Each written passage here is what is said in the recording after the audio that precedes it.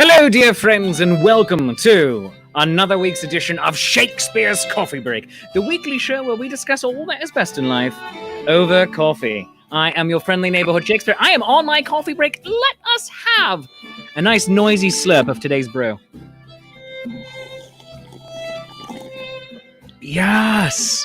There are some of you who are like, Shakespeare, that is incredibly annoying. And there are others who are like, oh yeah, I'm here for the ASMR. Oh yeah, Shakespeare, but give me more. But not just yet, not just yet.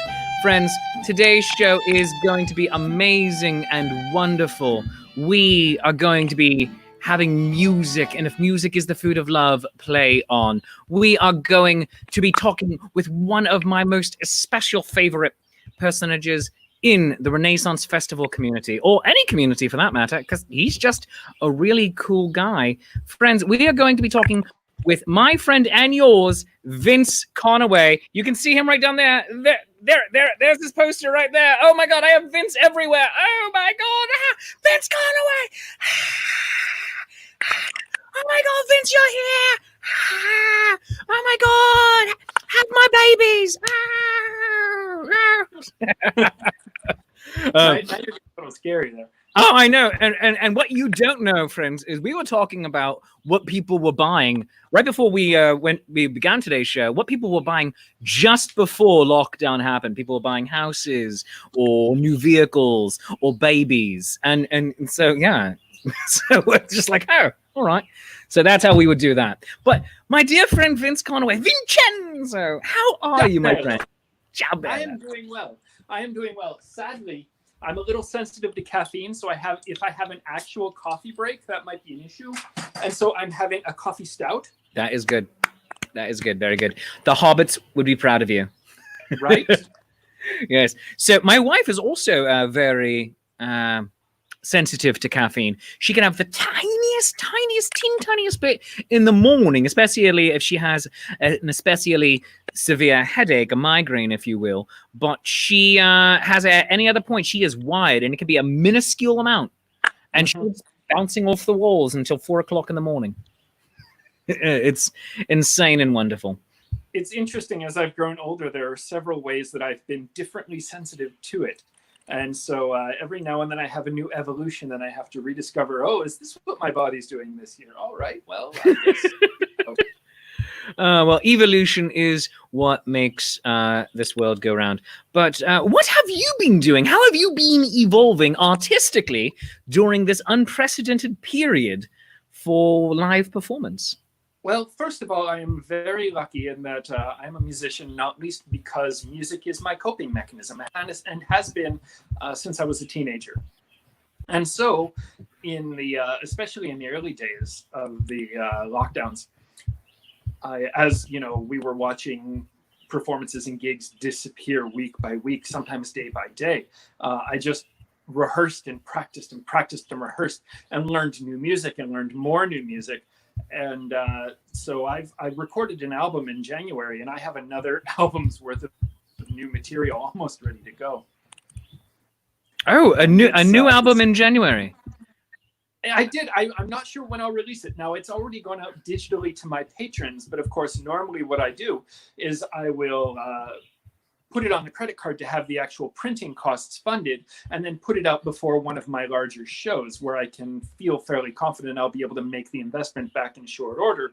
However, I don't know when I'm going to have a show again. And so It's just kind of sitting in limbo right now. Well, if my experience is anything right now, it would seem that the larger shows are the ones that we actually create ourselves, of just get enough people interested over the period of anywhere from a week to a month. It seems to vary month to month here in coronavirus. I have to say, I never would have thought that watching all of the live performances disappear would be, I mean, first of all, it's horrific. It's awful. Let me just get all of that out there, that it sent me into a spiraling depression for 2 months. However, that being said, the way that it has forced us, or specifically forced me, to step up my digital game has been the opportunity hidden within the problem from my perspective. Again, we have all evolved and had our own different coping mechanisms, strategies, and difficulties in these times. But starting off, especially, as I mentioned, music was my coping mechanism, as it always has been. And then from there, I have found myself getting into the digital performances, not as a replacement for live performances. Nothing can ever replace the feeling you get when you look your audience in the eyes, when you get to share the moment with them. But it has been interesting to branch out digitally in a way that I never would have had an incentive to otherwise. Absolutely. And it is, well, basically, this was the wake-up call for many of us in the performing arts, also the visual arts for that matter as well. Many of us have been lackadaisical because we haven't truly, strictly speaking, needed to have robust online presences, especially if you are constantly touring or if you had a day job. And if either of those things have gone away, then it's like, oh, goodness, or in case for some people, both of those things have gone away. Right. And this has been the opportunity, as you well worded it, to really get moving. And for me, I was able to start a few months earlier because January through April has always been my slow season. And so this year, especially because it was going to be my first year as purely, this is what I do, no day job, this is the day job, that January through April, it's like, all right, start building up the website, start getting the Patreon more robust, start offering people things and having digital shows and doing silly things like that, which I'd always been doing a little bit. But, and then when I was serving as entertainment director for the Philadelphia Renaissance Fair, which a show that would have been the first weekend of May. And it's like, is that going to happen? Oh no. And we're in February. It's like, this is looking serious. This is going to happen. We hit March. It's like, maybe let's pull the plug because we're not going to know. So the plug was pulled and everything, but I had a lot of my network already set up so that I was able to transition relatively smoothly. And then I didn't feel a financial hit. Like, I mean, like I was seeing everything going away, but I didn't actually, in my bank account, see a financial hit until we got into the first few weeks of May. So I had 2 months of dealing with it going, okay, I'm all right. And then start replacing it in other ways. So, well, it's interesting that you mentioned the ability to ramp up from what you had already begun. That is one reason that I have been extraordinarily lucky, is I started my Patreon 4 years ago because I noticed the long-term decline in CD sales as people walked away, first of all, from physical media, and then second of all, even from digital music as people have gone towards streaming. And so I started my Patreon campaign 4 years ago just to try and boost up those numbers that I was losing in music. And so for me, it was still a big transition, but it wasn't nearly the transition of going significantly more into Patreon than it was for those people who hadn't had one before and were trying to build from scratch at the same time that the world was falling apart. Yeah, absolutely. I had been, I set mine up a little over a year ago now at this point. And it was the thing that I would occasionally put work into, but I'm like, right. And I didn't have it set up in such a way of, it doesn't matter if I put work into it, you're just generally supporting me. Oh, you automatically get this and cool. Right. It wasn't anything like that. It was like, oh, I actually have to do stuff. And which some people were like, you fool. I'm like, why? Why give yourself more work? I'm like, because I'm dumb. But for me, the ramp up period, which started well in advance of the Corona apocalypse, we were able to. I thought I was so clever, by the way, months and months ago. Like, Corona apocalypse, that's hilarious. And then I saw someone else on a Twitter account nowhere near related to mine put up the same thing. I'm like, dang. Parallel thinking. I could have. And if they're more famous than you, then it's theirs. Yeah, I could have hashed in on that. Oh, yeah. No, sorry. I'm pulling. I'm struggling right now. No, but it was very much a thing of, all right, do I need it? Because around the same time that you set up your Patreon 4 years ago or so, I was being told by patrons at fairs, set this up. We want to support you. And I'm like, I don't know what I would offer you though, and it feels wrong. And then it just became, okay, just do a bit. And people were like, I want to support your career. And they are, quite frankly, something that is keeping us going. I mean, in major part. And it is it's amazing and wonderful to see this level of support and love from our extended community that we have. And yes, Tommy, I understand hashtag bad jokes. Come on, man. But let's go into something though that is not bad, and that is something that our viewers already caught a glimpse of, and that is this video here of yours. It's only a minute and change, but let me see if I can pronounce this. Janus Hans Priest at Lecce Castle. Very good. At Lecce Castle. And tell us a bit about this piece before we play it. So the piece was written by Richard the Lionheart. It's the oldest piece that I know. Oh, that's amazing. If you're familiar with the Robin Hood tale, evil Prince John is raising taxes, raising taxes, raising taxes. Historically, the reason he was raising taxes was because Richard had gotten himself kidnapped and was being held for ransom, and England was trying to come up with the money. And so Richard spent 2 years as a prisoner in a castle in Austria, during which time he wrote this song, originally in French because he was a francophone and didn't speak English.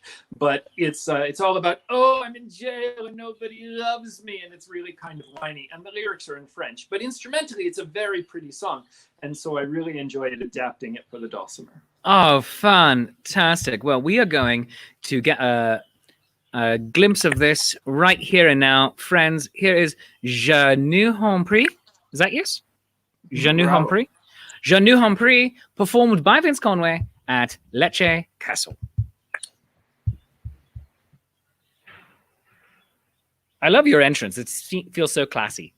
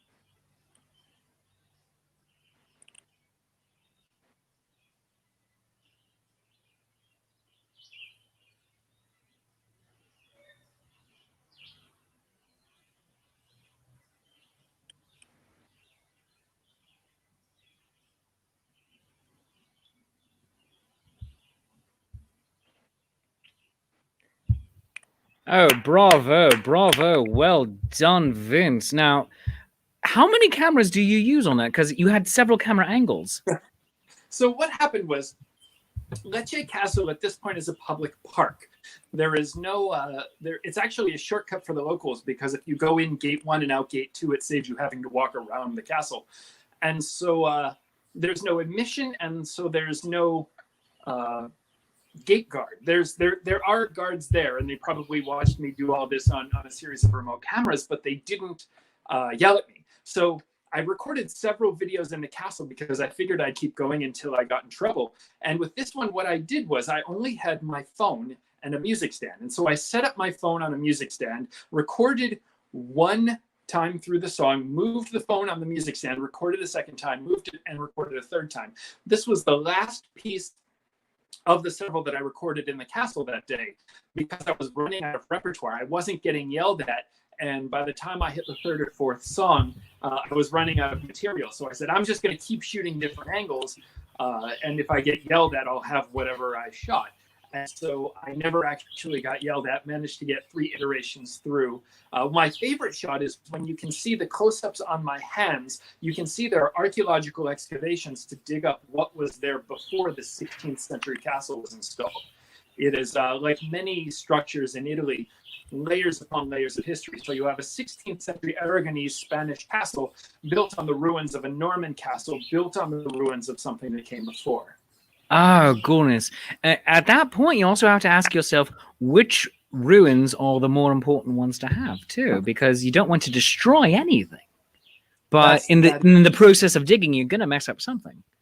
Absolutely, which is why the excavations are in the courtyard, because the floor plan of the Norman castle, which I believe is what the archaeology was revealing, the Norman castle wasn't exactly situated in a way that matched up with the 16th century. So rather than preserving the courtyard, they dug it up and turned the courtyard of the younger castle into the excavation of the older castle. And that's one reason that I recorded that particular song, is because Richard the Lionheart, of course, Duke of Normandy, and the structure that was being excavated was a Norman fortification.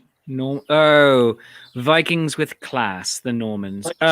So great. Well, let's talk more about music and archaeology and history and all of it in just a moment, because first I got to go pay some bills. Because friends, Shakespeare's Coffee Break is brought to you by the good people at Hill Storage and Rigging Company in Middletown, Pennsylvania. No job too large or too small. And if my friend Susan Hill is watching on the replay here, she'll say no relation. Now, enjoy the peace of mind that comes from knowing your equipment is in skilled and experienced hands with services from our machine movers and erectors in Middletown, PA. Established in 1967, Hill Storage and Rigging Company is a family-owned and operated full-service millwright serving industries in the Mid-Atlantic states and beyond. We are a woman-owned small business. Hours of operation on Monday through Friday, 7 a.m. to 5 p.m. Eastern Time. Available Saturdays and Sundays by appointment only. You can call them at 717-944-7676. That number again, 717-944-7676. Email them, hillrigco@aol.com, and go to hillrigging.com. Hill Storage and Rigging Company, no job too large or too small. And special thanks to Hill Rigging for being the sponsor here of Shakespeare's Coffee Break. Now, if you would like to become a sponsor of Shakespeare's Coffee Break, you can drop me an email at shakespeare@shakespeareapproves.com. Shakespeare@shakespeareapproves.com. That is the email address. Or just send me a message on Facebook, wherever you might be watching this, at facebook.com/Shakespeare's Coffee Break. Drop me a message in over there. And also like the page whilst you're there. And at my main page, facebook.com/Shakespeare Approves, because I'm Will Shakespeare and I approve of this message. While you're going off and liking everything, of course, make sure you go and like and subscribe to my YouTube channel, youtube.com/C/Shakespeare Approves, and also go to the pages of my friends, the Zenith Players. You can find them at zenithplayers.com, where they have a lovely, attractive donation button, and facebook.com/Zenith Players. We share a lot of resources, them and I, and they are wonderful and are also restreaming this show for us. So shout out to them. I love them. They love me. Mutual glorious affection. But now let's come back to our special guest, Vince Conaway. Oh my God. And make sure that you support him by going to his Patreon, patreon.com/Vince Conaway. Go do it. He wants to keep eating people, and food is good. Food is I want good. to keep eating, people. I don't want to keep eating people. Or don't you? No. Whatever you eat is flavored by its diet, and I'm not sure I want to eat an American, at least, because we don't eat so great. No, but you might then live forever, because there's a lot of preservatives in most Americans' bloodstreams. So that is a thing. Now, I have to ask you, during this period of enforced, let's call it enforced creativity. I like that. What is your favorite part? If one you have, if the entire thing is crap, just say so. Honestly, I am a better musician than I have ever been in my life. I have been rehearsing. Like I said, I got really depressed in the beginning, and I haven't done rehearsals that intense as a coping mechanism since I first started playing the dulcimer, as a relationship was falling apart, and I used it as a coping mechanism then. And so, because I had and have this much time, this much inclination, and this much, frankly, need to rehearse, to play music as a coping mechanism, I am twice as good as I've ever been before. I've had time where I miss my audiences, but a performance for a live audience is a different thing than a careful rehearsal. And the ability to have the careful rehearsal time has been really something. And I have to say that just to watch and hear myself play every now and then, it's like, this would have been difficult 6 months ago, impossible 2 years ago, and now it's on the easy level for me. That's wonderful. There you go. Oh, that is good. I'm finding that for me, it's much the same thing of because I have to, in order to stay relevant with audiences, and so doing things such as this, but then also offering recorded shows for things such as like the Digital Ren Fair or Life's Affair and various programs. WWW Renaissance Fair. Oh yes, the WW Renaissance Fair. Watching yourself come back, you are your own biggest critic, and seeing it so that I can sit back and watch it and go, hey, that's actually pretty good, is a wonderful experience for me, not actively hating myself from the jump. And when I was first starting out 20 years ago, a friend of mine said the best exercise I could ever do was to record myself and watch it on playback. And 20 some odd years later, I never did it. Now, initially, that was partially because video recording equipment in 1999 was expensive, bulky, and a little more difficult to come by. Obviously easier than it had been 10 years prior, but still out of my personal price range and availability. Now that we have videos on our phones, and I've had a smartphone for over 10 years, there was never an excuse not to do it. There just wasn't the impetus. And now again, as you had said, now that we have to be doing it, now that we are watching ourselves on playback, it has given me the opportunity to say, first of all, I don't suck. And second of all, I have this, and this that is the room for improvement. And it has allowed me to really critique myself and learn from my own performances in a way that I have been able to just hadn't done. Oh, that is grand. I'm so very glad to hear it. Now, I want to play another bit of yours before we run out of time here. Possibly two more pieces if we can have time for it. Now, this one, this one is the Labyrinth in Lecce Castle. Now, Labyrinth, what's that? Is this anything related to David Bowie? Because if it's David Bowie, I'm in. Nothing at all, despite the fact that I wear tights at festival. I wrote this song at this is one of the first songs I ever wrote 15 years ago, give or take. And I didn't really have a name for it. And a friend of mine said that it felt like a labyrinth because the song kept wandering around, but never felt lost. It wasn't like a maze. It was more like a labyrinth where it's a winding route to an eventual destination. And I loved the image so much that I gave both the song and the album I recorded it on that name of Labyrinth. I love it. Now, also one thing here, we're seeing your empty hammer dulcimer there, and you're going to enter the scene. Now, I understand that is for the very practical reason that you are, turning the camera on. But I like to feel like it is more classy of you coming in going, hello, yes, yes, yes, I am your artist today, and then beginning to play.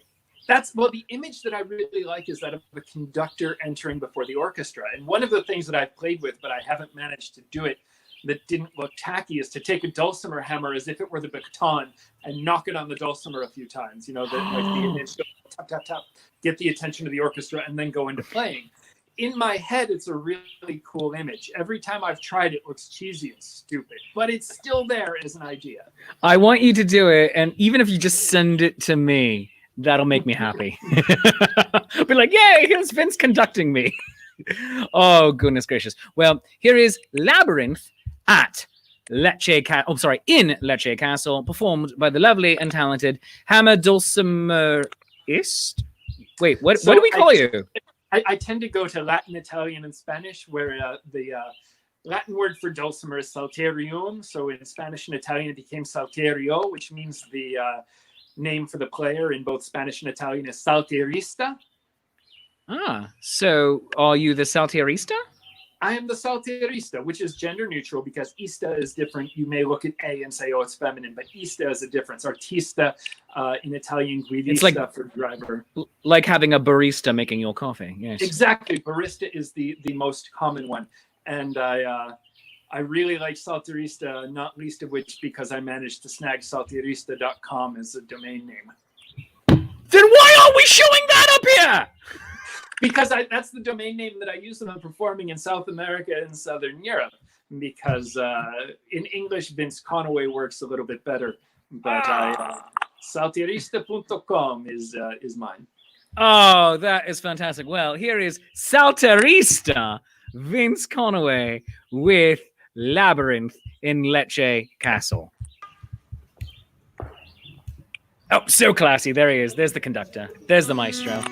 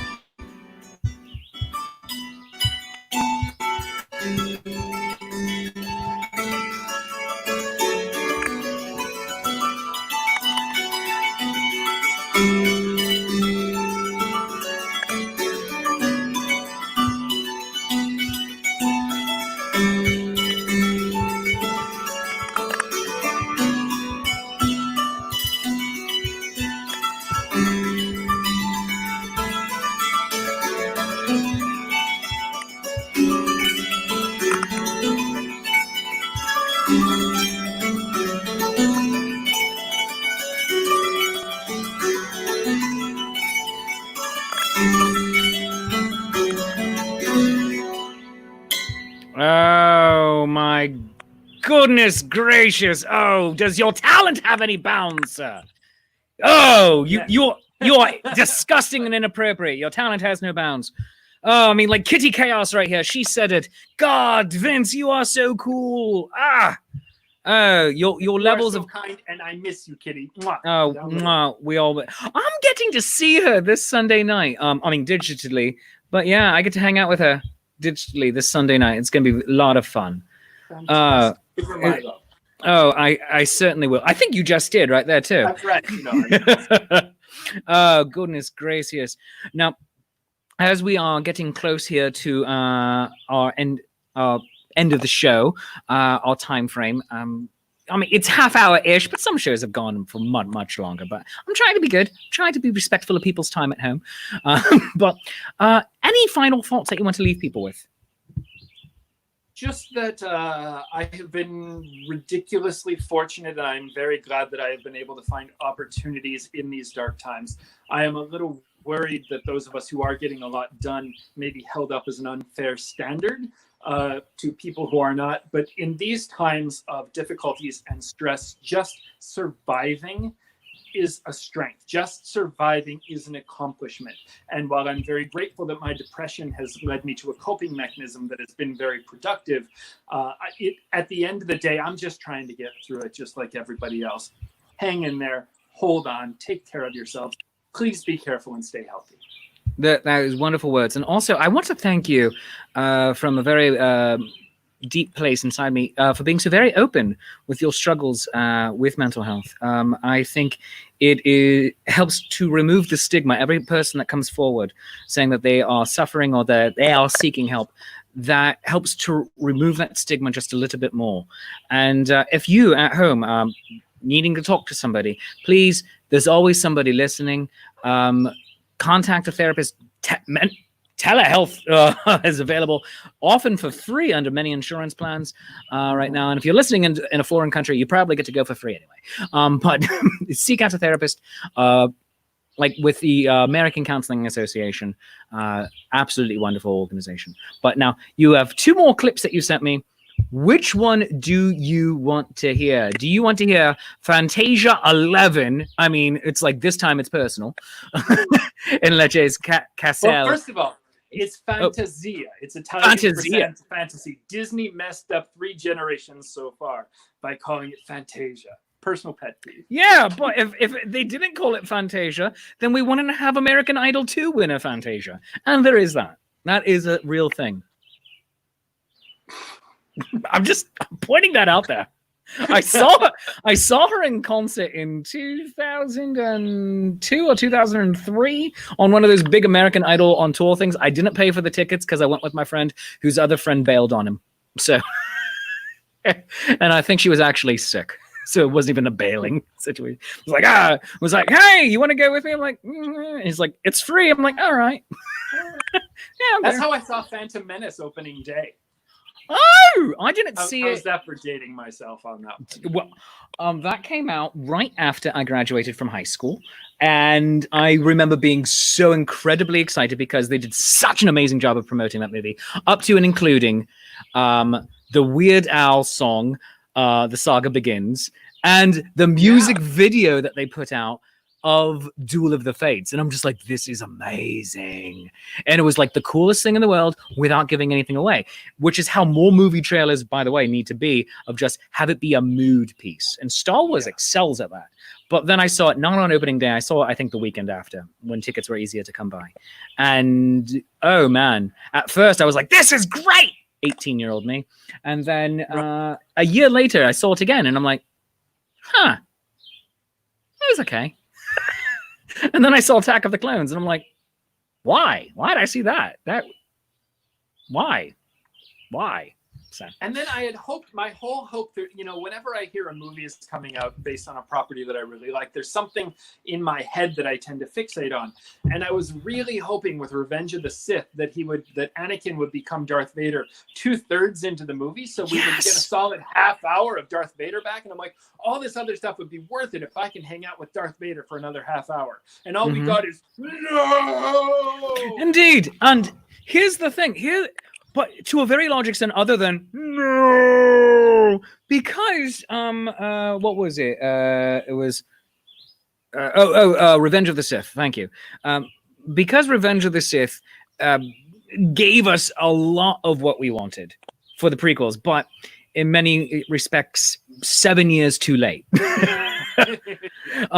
It was the movie we were all kind of expecting as episode 1, and then episodes 2 and 3 are like, oh, now it's getting scary. Now it's getting creepy. Like, even give us 1 or 2 bits with the kid for episode 1, and then the rest. And so I've said it many times also on this program.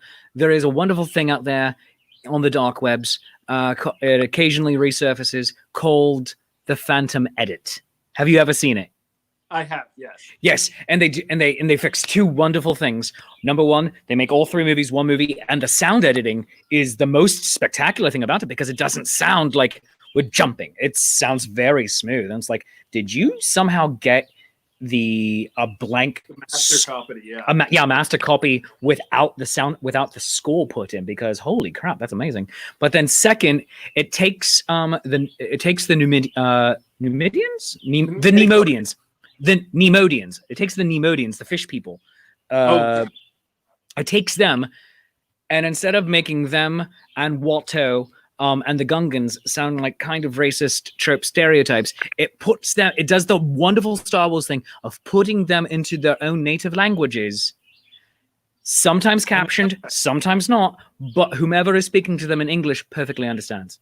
And it's like, oh yeah. That, like when Chewie goes and Han and everyone go like, yeah, no, you're exaggerating. And it's just such a, they do that, and I'm like, that's great.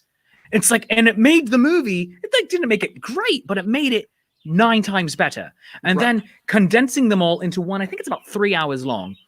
One massive project. It made it good. It's like, this is what episode 1 should have been. Right. And it's just like, this is amazing. I love it. So, all right. So do we want to end with not Fantasia 11, but Fantasia? Let's go with Tour d'Ion in Trapani, because we've seen Lecce Castle, and this one is a particularly, Fantasia 11 has a really good view of Lecce Castle, but it's the same castle. But in Trapani, it's the city in Western Sicily that's on the coast. And so I love the backdrop of the beautiful blue waves behind me on that one. Oh, well, it looks absolutely beautiful and delightful.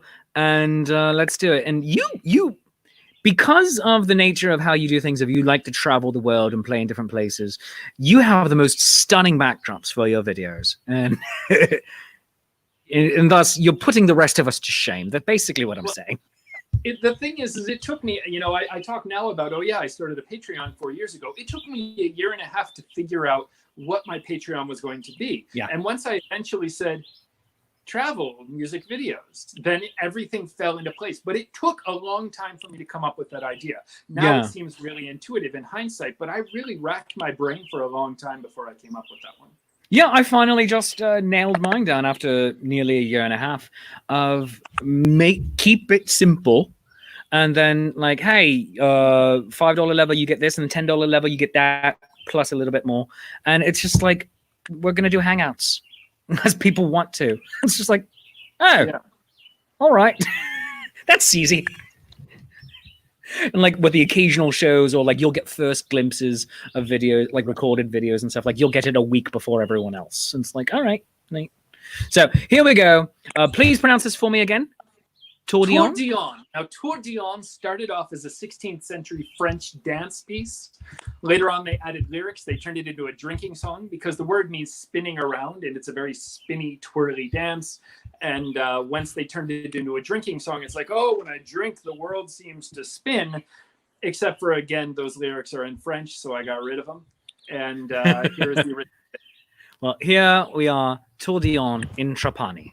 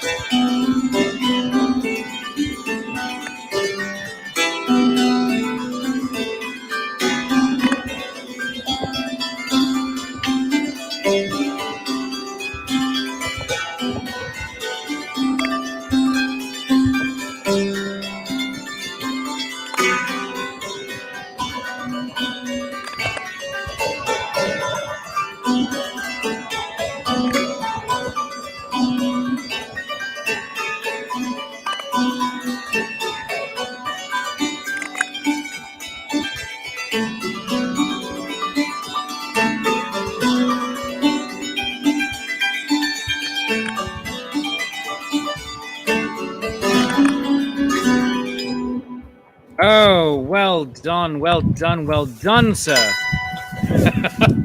Oh, friends, you can support Vince Conaway, become his 124th patron by going to patreon.com/Vince Conaway. Make sure also you follow him on the Book of Face. It is the only way we judge our self-worth in life. I say facetiously, but also in a very real sense, this is also how we get people to pay attention to us. The more how the algorithms work, among other things, the more followers you have, the more followers you get.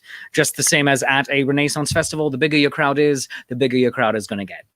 Nothing draws a crowd like a crowd. And then also go check out his music at vinceconaway.com or satirista.com. Oh, Vince, thank you so very much for joining us here, my friend. It has been a pleasure to have you on. The pleasure is mine. Thank you very much for having me. And I hope you'll come back, sir. So we're going to have a good time. All right, friends, this has been Shakespeare's Coffee Break. I am your friendly neighborhood Shakespeare, and this has been my coffee break. If you've enjoyed this show half as much as I enjoy performing it, then I obviously enjoyed it twice as much as you did, and that's called math. And whatever you feel today's show is worth, a 1, a 5, a 10, for a 50, you can get a part of my next show, the Hamlet Christmas Special. That's going to be next Wednesday. Please go to coffee.com/Shakespeare. That's ko-fi.com/Shakespeare, and buy me a cup of coffee, and let's have a nice noisy slurp right now. Oh, such good audio, and ASMR fans, you're welcome. But also go to my Patreon, patreon.com/Shakespeare, and become a Patreon of the arts. And speaking of the Hamlet Christmas Special, make sure that you watch it right here on Patreon. next week. I'm on Patreon, right here on Facebook. It's not a Patreon exclusive. Right here on Facebook next week.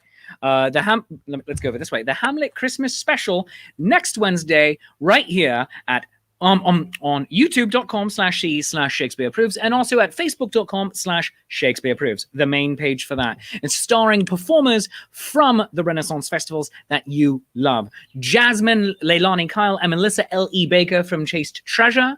We have Tom Zadoyko from the Buckle and Swash Show. We have Ezekiel Jackson from the Lords of Adventure.